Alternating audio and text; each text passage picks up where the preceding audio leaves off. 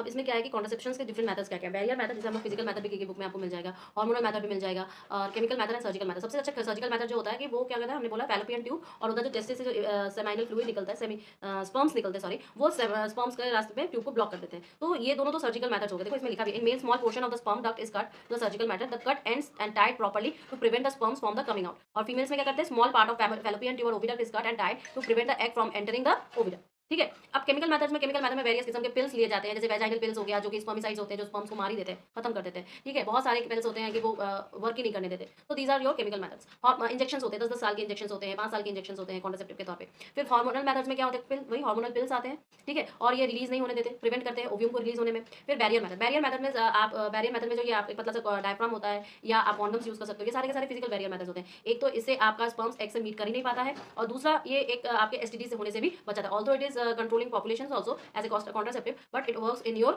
STD, transfer of any sexually transmitted diseases. Okay, पढ़ती है। Don't worry, हम आप सबको सेंड कर देंगे। What would be the reason for adopting contraceptive method? Obvious सी बात है, फ्रीक्वेंट प्रेगनेंसी को स्टॉप करने के लिए।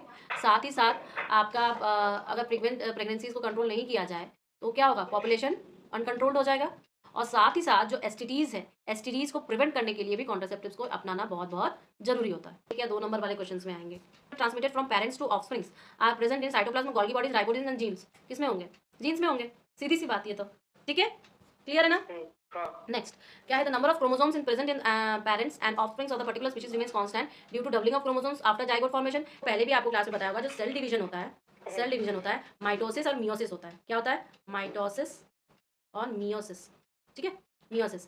अब ये जो आपका जाइगोट फॉर्मेशन हुआ और जो इनिशियल प्रोसीजर होता है वो इस प्रोसेस से होता है, और ये सिर्फ सेल डिवीजन करके वो पूरा का पूरा ऑर्गन और आकार देता है बेटा। ठीक है। तो क्या होता है कि यहाँ पर हाफिंग होती है, यहाँ पर क्या होता है, हाफिंग होती है। तो halving of chromosomes during the gamete formation. ठीक है, ये बहुत अच्छा सा क्वेश्चन है और थोड़ा दिमाग लगी, क्लास 9th में बताया जाता है। ठीक है। इनका जो रिमेन्स कांस्टेंट स्पीशीज होने का कारण ही यही है, क्योंकि इनमें हाफिंग हो जाती है। क्यों, क्योंकि 23 बेटा इससे आ रहा है, मेल से आ रहा है, 23 आपको फीमेल से आएगा, दोनों मिलकर कितना बना देगा, 46 बना देगा। हमें चाहिए नहीं 46, हमें तो सिर्फ 23 ही चाहिए। क्लियर।